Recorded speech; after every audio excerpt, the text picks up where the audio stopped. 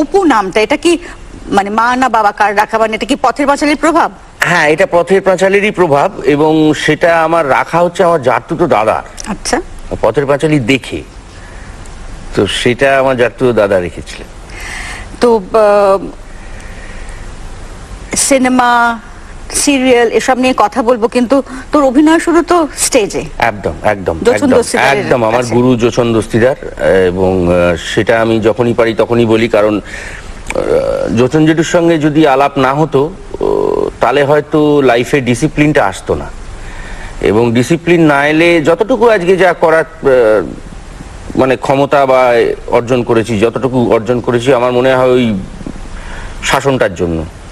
না, আর বাবার কাছে কিভাবে অভিনয় শিখেছিস কখনো, বা বাবা বলে মানে অভিনেতা হব এটা কি ভেবেছিলিস ছোটবেলা থেকে? সত্যি কথা কি বলতো, বাবা তো মাথার উপরে ছিলই, কাজী স্কুল যেতে হয় যা যেতাম, কলেজ যেতে হয় যেতাম, যা যা হয় আর কি, কিন্তু কিন্তু এটা একটা মাথার মধ্যে ঘুরতো নাকি? কিছু একটা যে হব সেটা নিয়ে কোনো মাথা ব্যথাই ছিল না।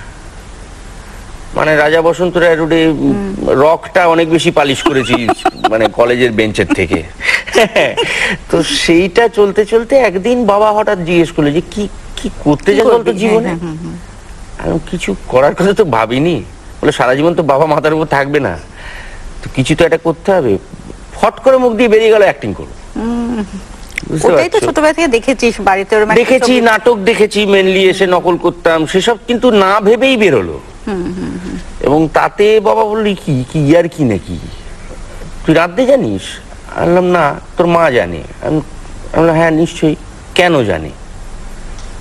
কারণ তার মা তাকে শিখিয়েছিল। তো এটা তো শিখতে হবে, এটা তো মানে তোর ভেতরে থাকলে হবে ডেফিনেটলি, কিন্তু সেটা আছে কি নেই, কতটা পরিমাণ আছে, তার জন্য একটা গুরু লাগে। তখন বাবা তো এমনিতে নাটক দেখতে যেতই, গ্রুপ থিয়েটারে এদিক। তো অনেকগুলো দেখার পরে বাবার ওই চারবাকের প্রত্যাশা নাটকটা দেখে বাবার খুব ভালো লেগেছিল, এবং বলেছিল যে দেখ স্টেজেও যে নর্মাল সিনেমার অ্যাক্টিংটাও হয়, এটা প্রত্যাশায় দেখে বাবার খুব ভালো লেগেছিল। তাই বাবা যতীন সেটুকু পাঠান।